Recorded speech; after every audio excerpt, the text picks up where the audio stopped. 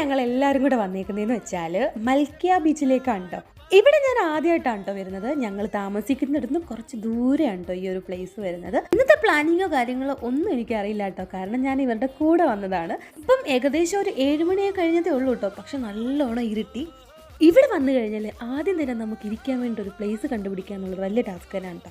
പിന്നെ ഇന്നൊരു send off പാർട്ടിയാണ് കേട്ടോ ഇവിടെ നടക്കുന്നത്.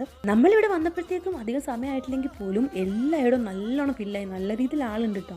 പക്ഷേ ഇവിടെ വന്നപ്പോൾ കാണാൻ സാധിച്ചത് കൂടുതൽ അറബികൾ തന്നെയാണ് കേട്ടോ. ഫാമിലിയായിട്ടൊക്കെ വന്ന് കുക്ക് ചെയ്തൊക്കെ കഴിക്കുകയൊക്കെ ചെയ്യാണ്ടോ എല്ലാവരും. ഈ കൊണ്ടുവന്ന സാധനങ്ങളെല്ലാം നമ്മൾ ഇവിടുന്ന് വാങ്ങിച്ചൊന്നുമല്ല കേട്ടോ, എല്ലാം കൊണ്ടുവന്നതാണ്. അതിൻ്റെ കൂടെ തന്നെ അതേ കുക്കിംഗ് നടക്കുന്നുണ്ടായിരുന്നു കേട്ടോ.